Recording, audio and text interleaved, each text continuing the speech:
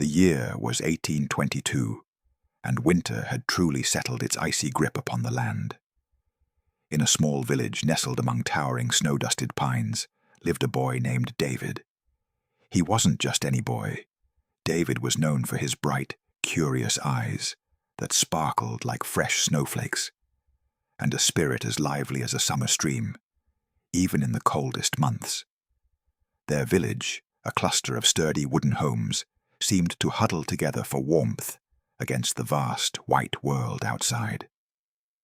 Smoke curled lazily from chimneys, a comforting sign of hearth fires burning within, battling the biting chill that seeped through every crack and crevice. David's family home was modest, but filled with love and the smells of baking bread and pine wood burning. Before we continue, make sure to like and subscribe to never miss a new video. And tell me, where are you watching this video from? I love seeing all different people come together for these stories. His father, a man with strong hands and a kind smile, worked hard to provide for them. His mother, with her gentle voice and warm hugs, kept their home cozy and bright. David also had a younger sister, Lily, who loved to follow him around like a shadow, her laughter a sweet melody in the quiet house. Life in the village was simple, yet demanding. Every day brought chores, from fetching water from the half-frozen well to chopping firewood, tasks that grew harder as the snow piled higher. Children, even young David, understood the importance of helping. They learned early on to respect the harsh beauty of nature and to be wary of its dangers. The villagers relied on each other, sharing what they had and lending a hand whenever needed. It was a community woven together by necessity and kindness, a warm heart beating in a cold landscape. Winter, however, was a force to be reckoned with. It painted the world in shades of white and grey, transforming familiar paths into treacherous, snow-choked trails. The sun, when it appeared, seemed a pale imitation of its summer self, offering little warmth. Days were short, and nights stretched long, filled with the howl of the wind and the creak of old trees under the weight of snow. David, like all the village children, knew the rules: stay close, stay warm, and never wander too far from the safety of home, especially when the sky looked heavy with more snow. But sometimes, even the best rules could be forgotten in the excitement of a new day. One particular morning, the air was crisp and clear, and a fresh blanket of snow had fallen silently overnight, making the world outside David's window sparkle like a million tiny diamonds. It was the kind of morning that made even the coldest chores feel a little exciting. David, bundling up in his thick wool coat, hat, and mittens, eagerly joined his father, who was heading out to gather more firewood from the edge of the forest. The snow was deep, nearly up to David's knees, making each step a bit of an adventure. He loved helping his father, feeling important and grown up as they crunched through the untouched powder. His father, with his axe slung over his shoulder, pointed towards a stand of older, dry trees. "We'll gather from over there, son. Be sure to stay where I can see you." David nodded, his breath puffing out in white clouds. He started gathering smaller branches that had already fallen, dragging them towards the growing pile his father was making. The forest was hushed, the only sounds being the rhythmic thud of his father's axe and the soft whisper of the wind through the pines. As David worked, his eyes caught sight of something unusual, a set of tiny footprints leading deeper into the woods, too small for a deer, too big for a squirrel. Curiosity, that mischievous imp, tugged at his sleeve. "I wonder what made those," he thought, forgetting for a moment his father's warning. He took a few steps, then a few more, following the mysterious tracks. Each step was a quiet invitation to explore just a little further. The tracks twisted around a cluster of snow-laden bushes, and David, eager to see what lay beyond, pushed past them. The bushes created a small, hidden path, and David found himself in a clearing he had never seen before.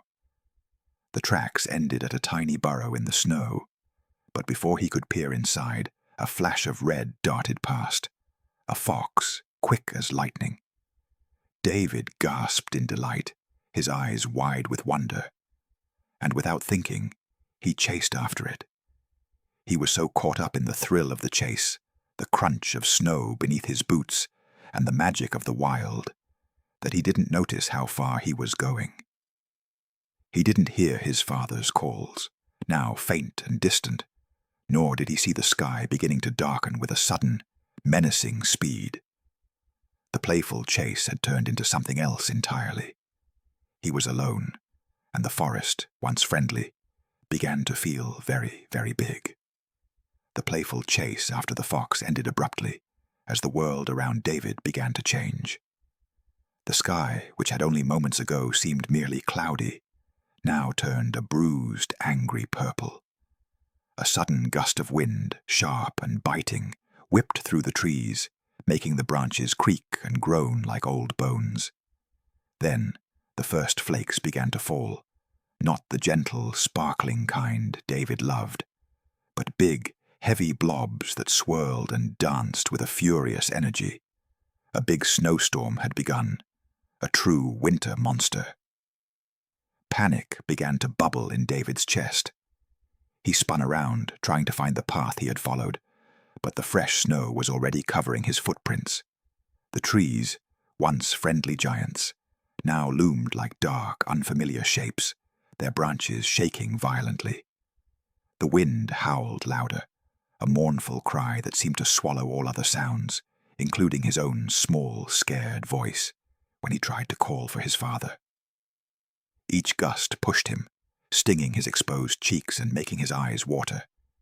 The air grew colder with astonishing speed, seeping through his coat and mittens, chilling him to the bone. David tried to run, but the deep snow made it feel like he was wading through thick mud. He stumbled, falling face first into a drift, the cold snow packing into his mouth and nose. Coughing and spluttering, he pushed himself up, his heart thumping like a drum against his ribs. Tears welled in his eyes, not just from the cold, but from the terrifying realization that he was truly lost. There were no familiar landmarks, no comforting sounds from the village, only the endless, swirling white. He called out again, his voice small and weak against the storm's roar. "Father, Father." No answer came, only the relentless wind. The snowflakes, once beautiful, now felt like tiny needles pricking his skin. His fingers and toes began to ache with a deep, throbbing cold. He hugged himself tightly, trying to keep warm, but it was no use. The fear was a cold knot in his stomach, worse than the cold itself. He was just a small boy, alone in a huge, angry forest, and the storm showed no signs of stopping. He kept walking, or rather, stumbling, hoping to find something, anything, that looked familiar. But the forest was a dizzying maze of white. Back at the edge of the forest, David's father had finished chopping the last log when he realized the eerie silence. He called out David's name, first gently, then louder, his voice laced with worry. When no answer came, a cold dread, far worse than the winter air, seized his heart. He began to retrace his steps, calling out again and again, but the rising wind snatched his words away. The snowstorm was already starting to rage, making it hard to see more than a few feet in front of him. He rushed back to the village, his boots sinking deep into the fresh snow, his heart pounding with fear. "David is lost," he cried, bursting through the door of his home, his face pale and covered in snow. David's mother gasped, her hand flying to her mouth. In an instant, the news spread through the small community like wildfire. Neighbors, putting aside their own evening chores, quickly bundled up. Men grabbed lanterns and sturdy walking sticks, while women prepared warm drinks and blankets, their faces etched with shared worry. A search party was quickly formed. David's father, along with several strong men from the village, bravely ventured back into the howling storm.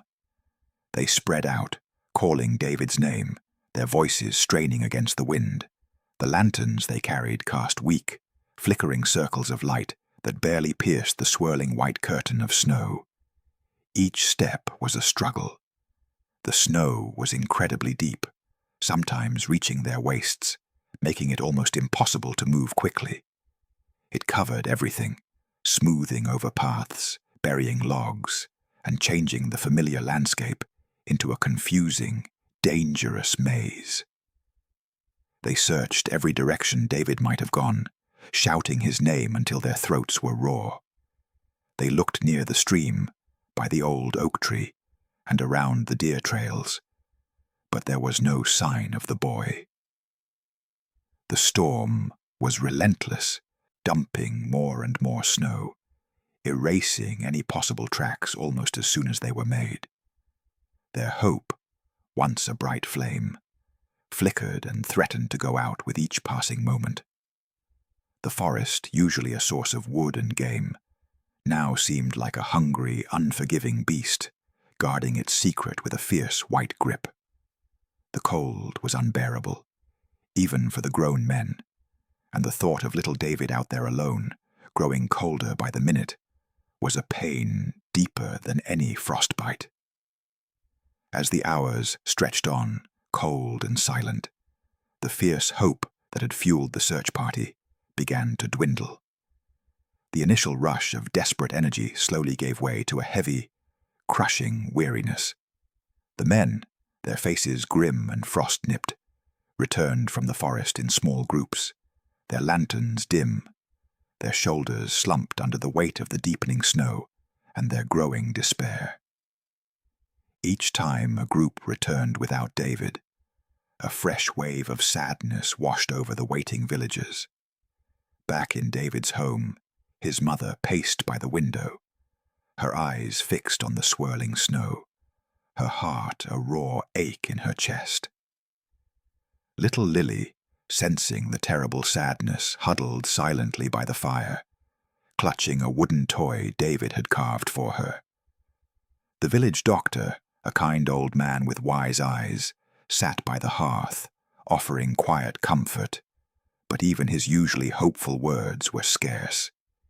He knew the brutal power of the winter, how quickly it could claim even the strongest of souls, let alone a small boy. As the night deepened, the storm showed no sign of letting up. The wind howled like a hungry wolf, rattling the windows and making the house tremble. The snow piled higher and higher, burying fences and making the world outside a featureless, terrifying white. The men, exhausted and frozen, had to admit defeat for the night. To continue searching in such conditions would only put more lives at risk, and finding David in the darkness and blizzard was almost impossible. One by one, the villagers who had joined the search returned to their homes, their heads bowed. Their faces, once filled with determination, now showed only sorrow and resignation. They spoke in hushed tones, their words heavy with unspoken fears. "It's been too long," one whispered. "No one could survive this cold for so many hours," another added, their voices thick with grief. The unspoken truth hung in the air like a shroud. They were losing hope. The forest, they believed, had claimed young David. The thought of him out there, alone and still, was almost too much to bear. David's parents, clinging to each other, felt their hearts breaking with each passing minute, the silence of their home louder than any storm.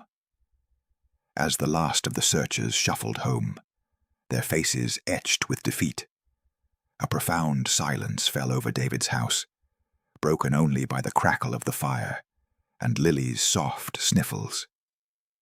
David's father sat slumped by the hearth, his head in his hands, tears tracing paths through the frost on his cheeks.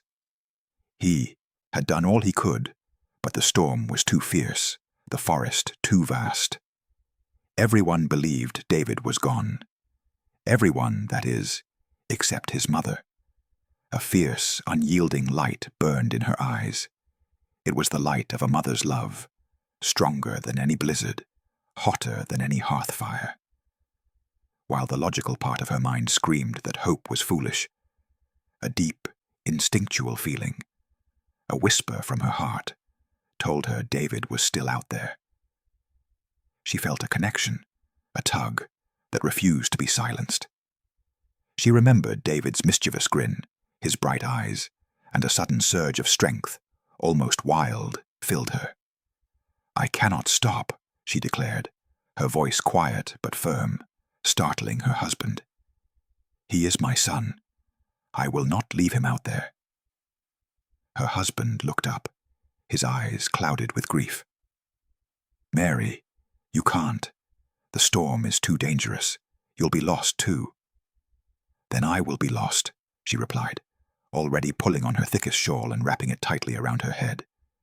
She grabbed a small lantern, its light a tiny flicker against the overwhelming darkness. "I know my boy. He wouldn't give up. And neither will I." She didn't wait for arguments. Pushing open the heavy wooden door, she stepped out into the raging blizzard. The wind immediately tried to push her back, and the snow stung her face like 1,000 tiny needles. But she leaned into it, her determination a shield against the elements. She walked with a purpose, not following any path, but following that deep, strong feeling in her heart. She didn't have the strength of the men, nor their knowledge of the forest trails, but she had a mother's intuition, a powerful force that guided her through the swirling white chaos. She believed, with every fiber of her being, that David was waiting for her, and she would not stop until she found him. Mary, David's mother, pushed onward, her small lantern a tiny beacon against the vast, swirling white.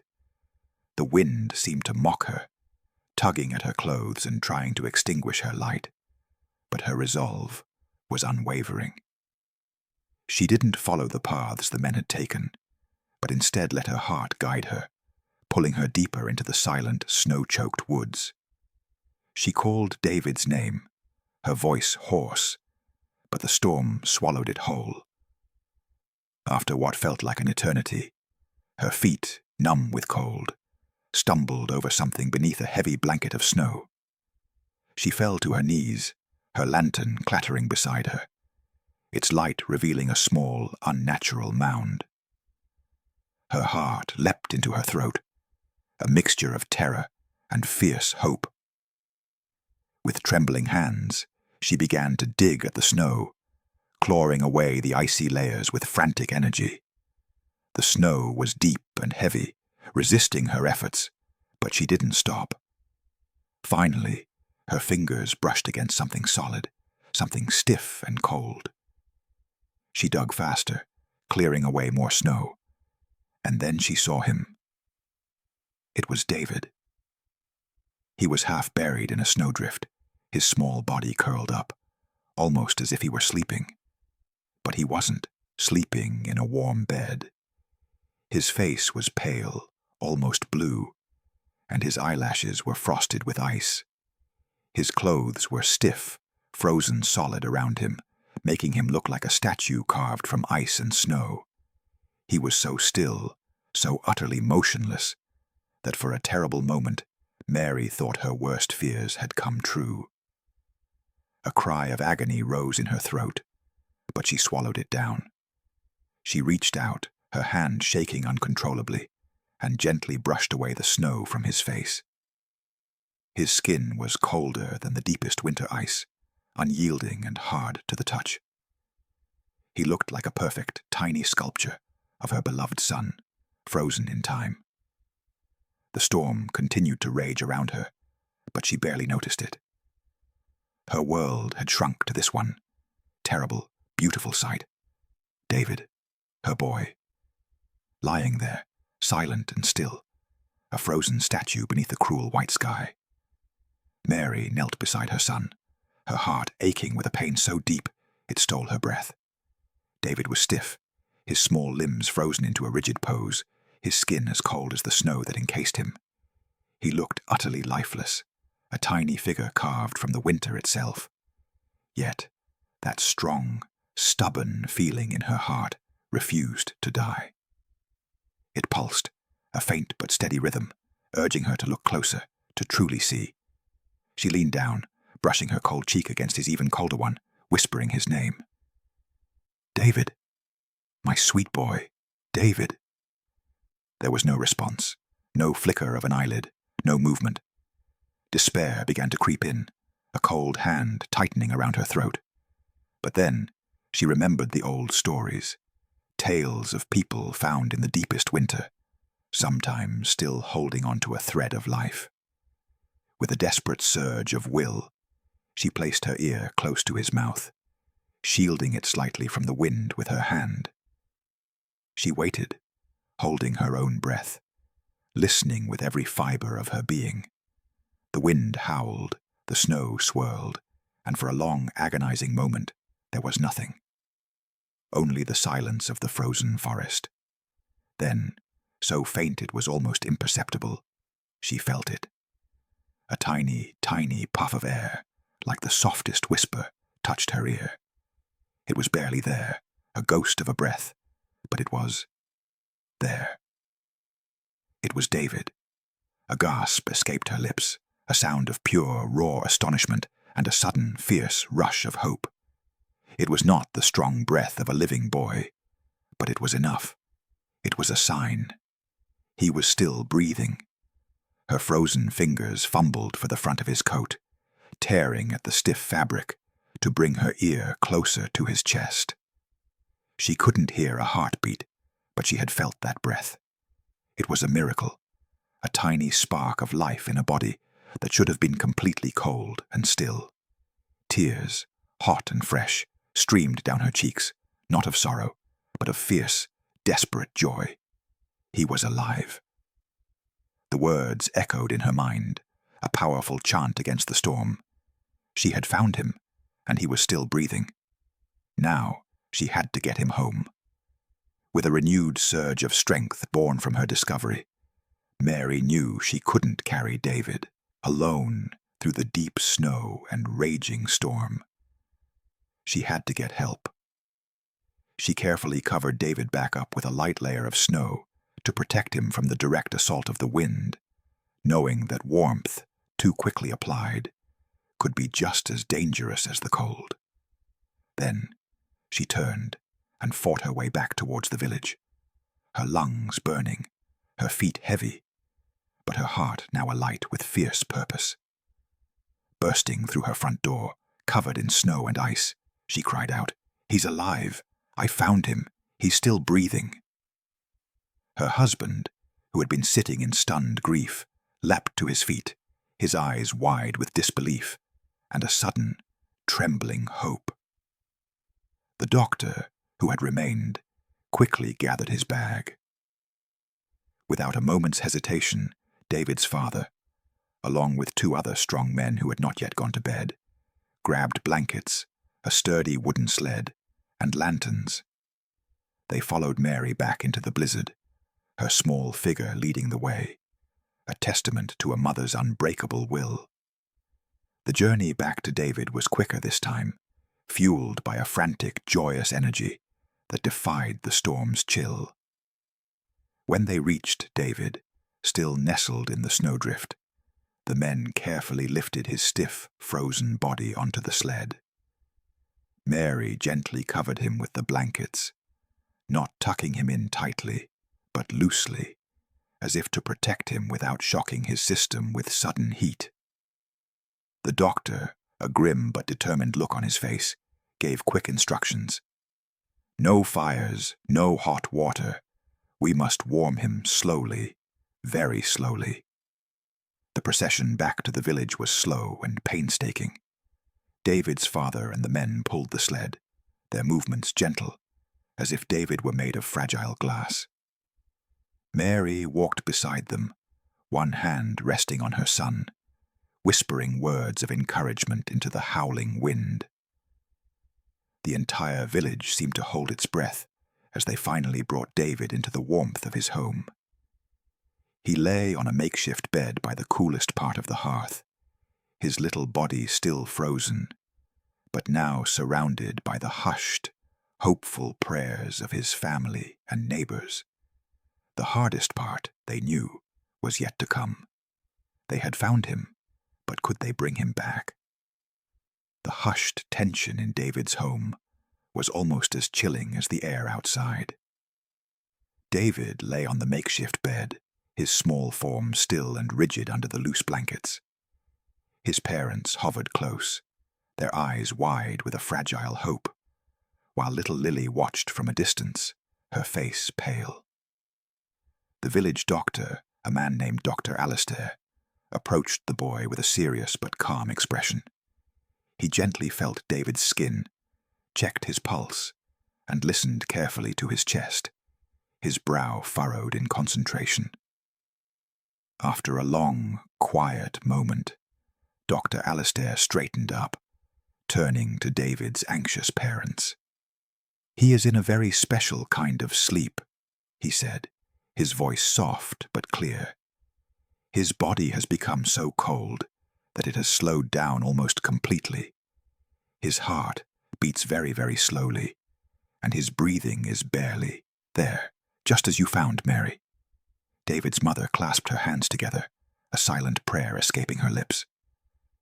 "But he will wake up," she whispered, her voice trembling. Dr. Alistair nodded slowly. "There is a chance, a small chance, but a chance nonetheless.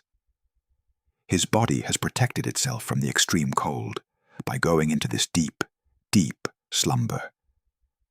It's like a bear hibernating for winter, but much, much more delicate."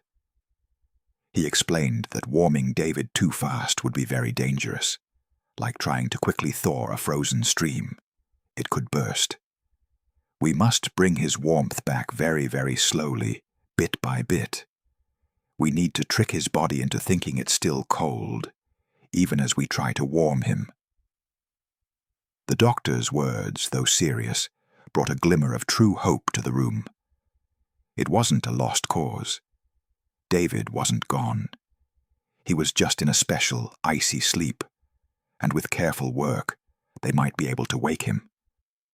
Dr. Alistair began to give instructions, his voice firm and steady, outlining a plan to slowly bring David back from the brink.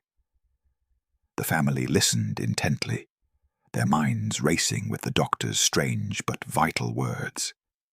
This was a battle, not against the cold anymore, but against time and the delicate balance of David's frozen body.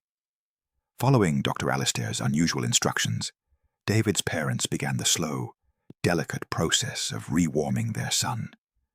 It felt strange, almost wrong, to apply cold to a child who was already frozen, but they trusted the doctor. They brought in bowls of fresh, cold snow from outside, and clean cloths dipped in cool water. Mary sat by David's side, her heart clenching with every slow, gentle movement. She took a handful of snow and carefully, very lightly, rubbed it on his stiff limbs. It was like polishing a precious, delicate statue. His father took another cloth, dampened with cool water, and gently wiped David's face, neck, and chest. They worked in turns, their movements precise and slow, always checking with the doctor, who watched with keen eyes. The idea was to warm David's outer body first, so that the blood that had pulled away from his skin to protect his organs would slowly, slowly start to flow back. If they warmed him too fast with hot blankets or a roaring fire, the warm blood would rush back too quickly, causing a terrible shock to his system and possibly stopping his faint heartbeat for good. It was a race against time and a careful dance with nature's own extreme cold.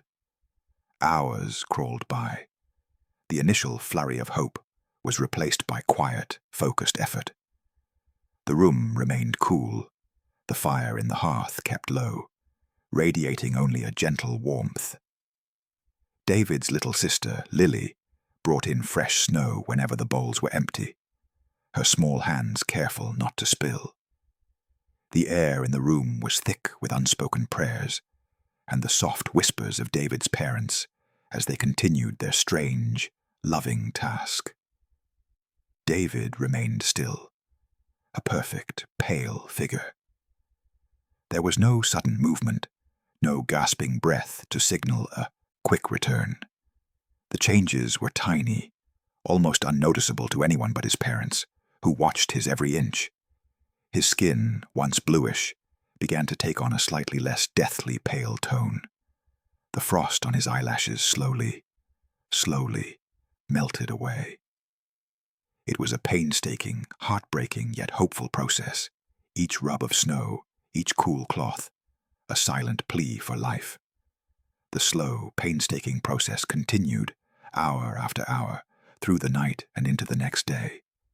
David's parents took turns, their eyes heavy with lack of sleep, but bright with unwavering hope. Dr. Alastair stayed by their side, offering quiet encouragement and checking David's condition with gentle care. The village, usually bustling, was quiet, as if holding its breath, waiting for news. On the second day, as the first pale light of dawn filtered through the window, something miraculous happened. Mary was gently rubbing David's hand with a cool cloth, her gaze fixed on his still face. Suddenly she saw it, a tiny, almost imperceptible twitch in his little finger. Her breath caught in her throat. "Did you see that?" she whispered, her voice barely audible. David's father, who had been dozing in a chair, instantly sat upright. Dr. Alastair leaned closer. They watched, their hearts pounding. After a long moment, the tiny finger twitched again, a small, hesitant movement, like a butterfly trying to spread its wings after a long sleep. "He moved," Mary cried, tears of joy streaming down her face. Her husband embraced her, his own eyes wet. It was a tiny sign, but to them, it was everything. It was proof that David was fighting, that the life force within him was slowly returning. The doctor, a rare smile gracing his lips, nodded. "Keep going," he urged, his voice filled with renewed optimism. "It's working. We must continue as we are." Encouraged by this small victory, they redoubled their efforts. A few hours later, as his father was gently massaging his feet, David's toes wiggled just a little. Then again. Each tiny movement was celebrated with quiet, heartfelt joy. It was a slow, agonizing climb back to life, but David was making the climb. His body, once a rigid, frozen shell, was slowly, gradually, beginning to remember how to be alive. The village held its collective breath, now daring to hope a little more with each small, precious sign of David's return. The small twitches had given David's family and Dr. Alastair renewed strength. They continued the careful rewarming, rubbing his body gently, feeding him tiny sips of cool water when the doctor said it was safe. Day blended into night, and night into day again, a quiet vigil filled with hope and endless patience. Little Lily, who had been brought into the room, now sat quietly by her brother's side, holding his slightly less stiff hand, her small presence a comforting anchor. Then, on the third day, as the sun bravely peeked through the still snowy clouds, another, more significant change happened. David's eyelids fluttered. Mary leaned in closer, her heart thumping. His eyes, blue like the winter sky, slowly opened. They looked around, wide and a little lost, as if he wasn't quite sure where he was. "David?"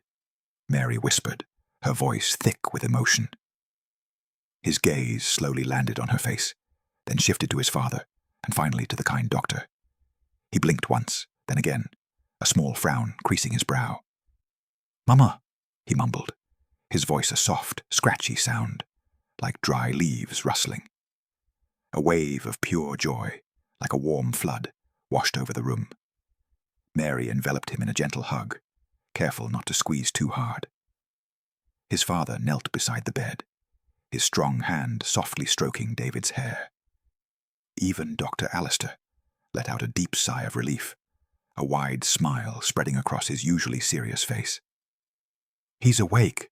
He's truly awake," David's father exclaimed, his voice cracking with happiness. David, still a bit muddled, looked around the familiar room, then down at his hands, as if wondering why they felt a little strange.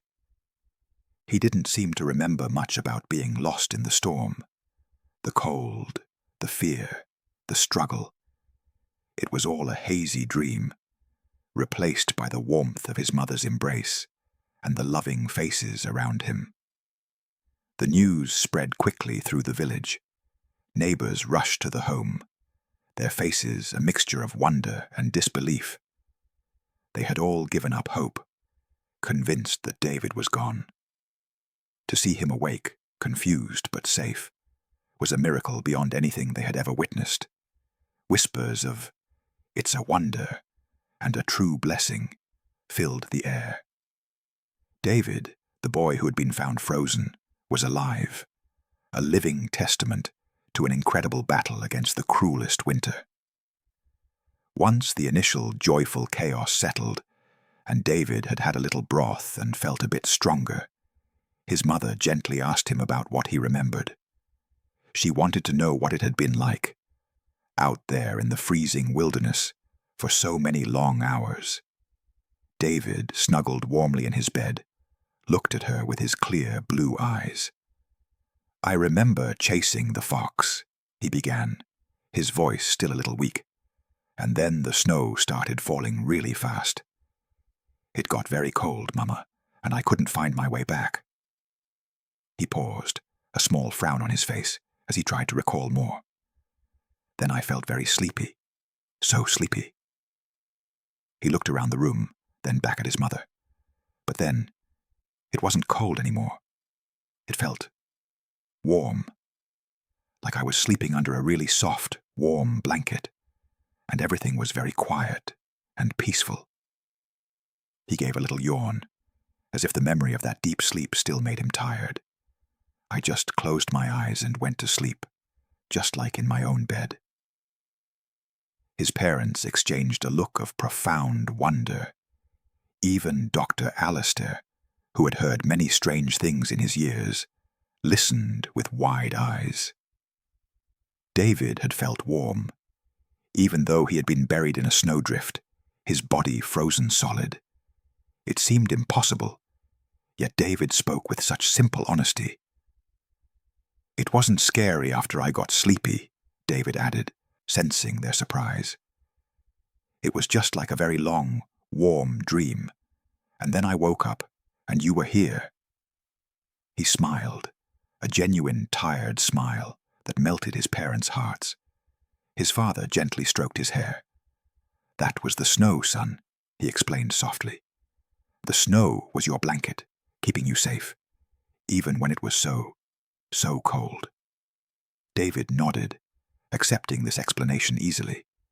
To him, the memory was not one of terror and biting cold, but of a gentle, comforting sleep. This strange detail only deepened the mystery and wonder of his survival. It was as if nature itself, in its harshest form, had also provided a soft, deceptive cradle for him, allowing his body to enter that special sleep the doctor had described. The little boy had been protected by the very thing that threatened to take his life. The news of David's miraculous awakening spread like wildfire, not just through their small village, but to neighboring communities as well. People who had heard the tragic tales of the search, and then the quiet whispers of despair, now listened with wide-eyed wonder to the story of his return. They couldn't believe it. A boy, lost in such a fierce blizzard for so long, found frozen solid, yet still breathing, and then waking up. It defied all understanding. Visitors, wrapped in their thickest cloaks, braved the still cold paths to come and see David for themselves. They brought small gifts, offered prayers, and simply wanted to witness the boy who had cheated death. They peered at David, who, though still a little pale and quiet, was clearly alive, playing gently with his sister by the fire. His story of feeling warm under the snow only added to the mystery and awe. "It's nothing short of a miracle," old Mrs. Gable declared, her voice trembling as she clutched her worn Bible. "The hand of God was surely upon that child." The village priest, a kind and thoughtful man, spoke of it from the pulpit. He didn't just call it a miracle, but a testament to the power of a mother's love and the resilience of the human spirit. Dr. Alistair, though a man of science, couldn't fully explain it either. He spoke of the body's incredible ability to adapt in extreme conditions, but even he admitted David's survival was far beyond what most medical knowledge could account for. David's family, though still shaken by the ordeal, felt an overwhelming sense of gratitude. They knew how close they had come to losing him. Every day, David grew a little stronger, a little more like his old self, was a fresh reminder of the impossible thing that had happened. His amazing story became the central tale of their winter, a beacon of hope and wonder in a harsh world. It was a story told and retold by every fireside, whispered in hushed tones and spoken aloud with joyous exclamations. Everyone called it a miracle, and David became known as the boy who was found frozen, but still breathing. As the winter slowly gave way to spring, and the snows melted to reveal the green shoots of new life, David's health returned fully. He grew stronger each day, his laughter once again echoing through the house and across the village square. He ran and played with the other children, his cheeks rosy from the sun, his eyes sparkling with mischief. No one would have guessed by looking at him the incredible ordeal he had been through. He was a picture of perfect health, a lively boy with boundless energy. Yet, David never forgot that day. While the terrifying cold and the feeling of being lost faded into a hazy dream, the memory of that strange, warm sleep under the snow stayed with him. He didn't speak of it often, but sometimes, on a particularly cold winter evening, he would look out at the falling snow, and a faraway look would come into his eyes. He knew he had been touched by something extraordinary, something beyond ordinary understanding. His parents, of course, made sure he understood the dangers of wandering off alone, especially in the woods.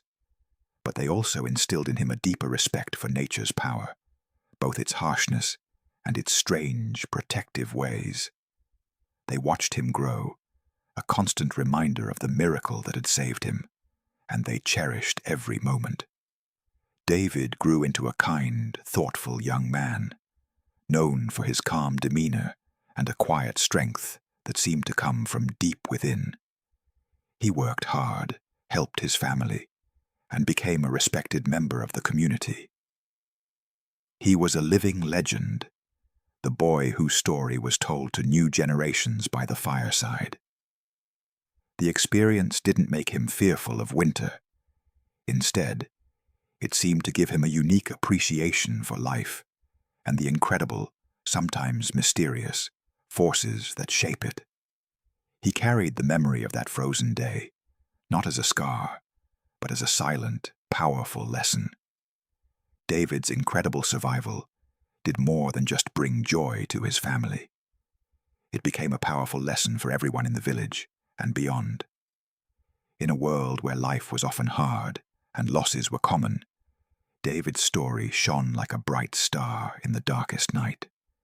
It taught them all about the importance of never giving up hope, even when things looked truly terribly bad. When winter storms raged and crops failed or sickness swept through the community, people would remember David. They would recall how his mother, against all odds and against the advice of others, had refused to believe her son was gone. They remembered her fierce love and her unwavering faith that had led her back into the blizzard. Her example became a beacon, showing them that sometimes the most impossible situations can turn around if you just keep believing. The story was shared from generation to generation, especially during the harsh winter months. Grandparents would tell their grandchildren by the firelight, "Remember David, the boy found frozen. Even when everyone else had given up, his mother kept looking, and a miracle happened." This tale reminded them that even a tiny spark of hope could ignite a great fire. It taught the villagers to look for the good, even when faced with great sadness. It made them stronger, more resilient. They learned that sometimes what seems like an end is just a very deep, very special kind of sleep. David's experience showed them that life holds many mysteries, and that even in the face of death, there can be a sliver of hope, a chance for a new beginning. His very existence was a living testament to the power of love, courage, and a belief that miracles can happen when you least expect them. It changed the way they saw their world, making them realize that even in the coldest, darkest times, warmth and life could still be found. As the years turned, David grew from a boy into a man, and the tale of his miraculous survival deepened into something more than just a story. It became a true legend in their small, snowbound village. It was a legend whispered in hushed tones during fierce blizzards, a legend sung in cheerful songs during spring festivals, and a legend passed down from parents to children, ensuring it would never be forgotten. The boy found frozen, still breathing, was David. But the name came to mean more than just him. It stood for hope, for the unbreakable bond of family, and for the mysterious power of life itself. The exact details might change a little with each telling, perhaps a bigger fox, a deeper snowdrift, or a colder night, but the heart of the story always stayed the same. A small boy, lost to the winter's cruel grip, brought back by a mother's love, and a miracle no one could explain. Travelers passing through the village would often hear the story and stop to marvel. They would ask to see David, now a grown man, and he would greet them with a gentle smile, a living testament to the incredible tale. His presence was a comfort and an inspiration to all who knew him or heard his story. The legend wasn't just about a boy's survival. It shaped the very spirit of the village. It taught them to face hardships with courage, to never give up on those they loved, and to find wonder in the world around them, even in its harshest forms. The long, cold winters still came, but they no longer seemed quite so terrifying, for they knew that even in the deepest snow, life could cling on, and sometimes, with a little help and a lot of hope, it could even bloom again. David's story became a permanent part of their history, a warm light burning brightly in the heart of their snowy village, forever reminding them of the boy found frozen, but still breathing.